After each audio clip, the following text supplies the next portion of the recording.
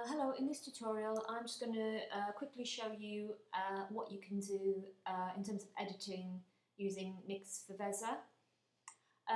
So at this point you probably would have taken your photographs on RAW, used RAW files, maybe did a bit of editing using the RAW sliders, and then you would have opened it up in Photoshop, just saved it 10 to 15 centimeters, resolution 300 pixels per inch, and then you can do your sort of advanced editing using Viveza, which is what we use on the course.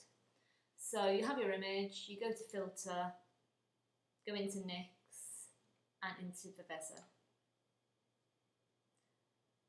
And what you have is, with your views, you can just either work on one image and basically see what it looks like later, or you can do a kind of a split screen so you can see what's happening to the edited version versus your original version, or you can have a kind of a split screen this way. So we'll put it on this one for now. And basically what you have is your brightness, contrast, saturation and structure.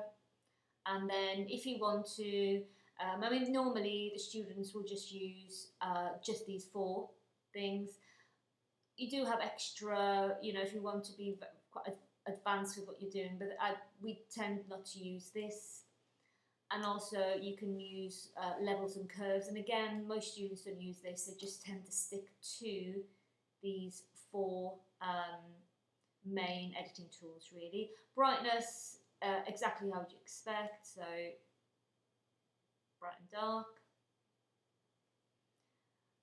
We tend not to go too far to the extremes, obviously, because there's no need. These are just fine adjustments.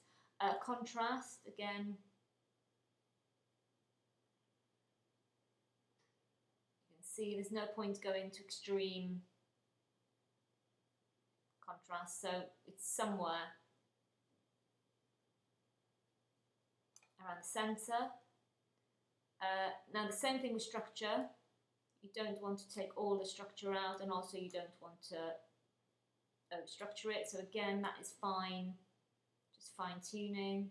It also depends what kind of photograph you have as well. So, but you tend not to do that with faces, but you might want to do that with maybe objects or hands, for example.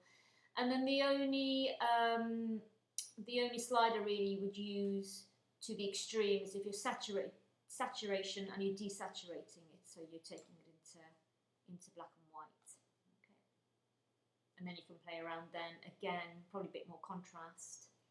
So I find sometimes taking it all the way down to pure black and white, it leaves you with some sort of grey tones, and often it's quite nice to have the photograph somewhere in between.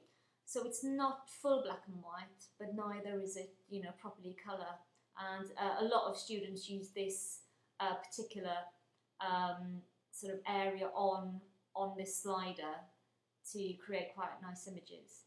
So they're your four basic ones, but the reason why you would use Viveza instead of using Photoshop really is because of your control point.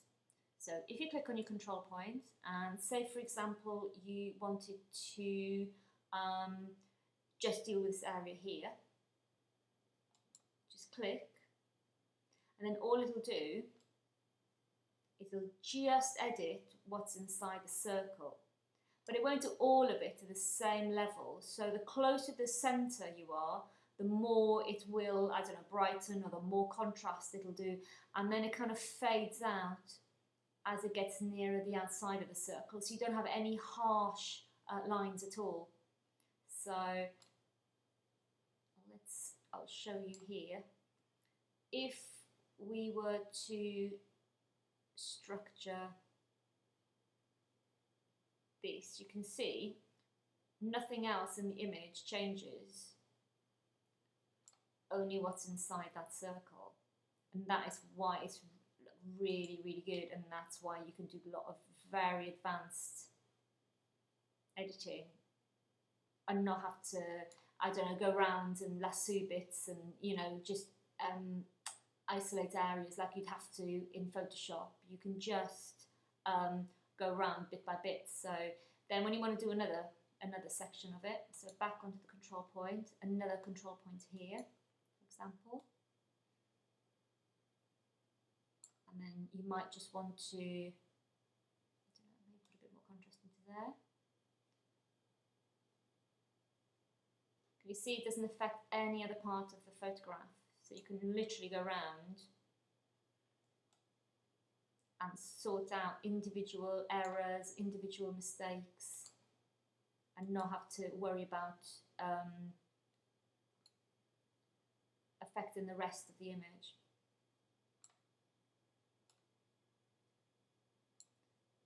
Might have to, sometimes it's a bit skippy.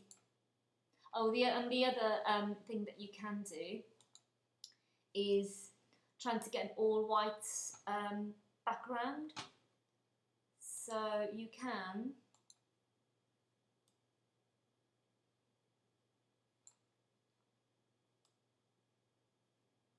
brighten the background up this way, and you don't have to go around and sort of cut out around the head or anything, and that is that usually works much better than using Photoshop. Because in Photoshop, to get, you might have to then cut around someone's head, and then it looks really awful because you can never get the little bits of hair and stuff in. So it's really good for that, or if you want to darken it down. So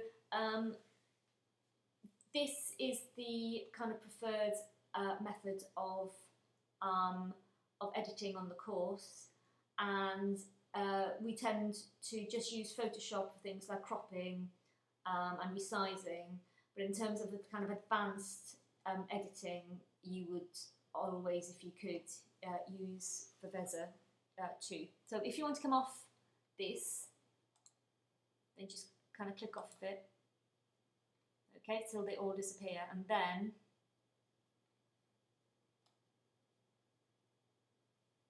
you see you're back then on using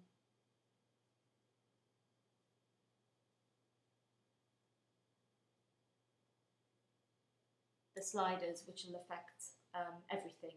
So you've got the whole option of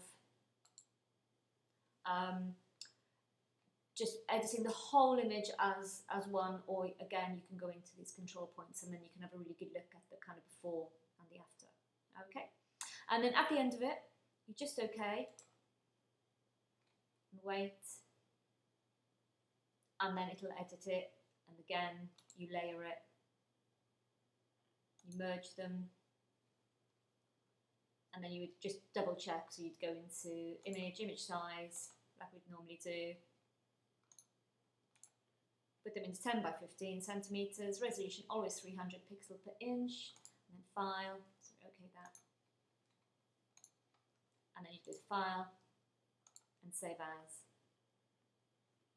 put a name, and then save it as a JPEG. Okay, and that's it. That's the end of the tutorial.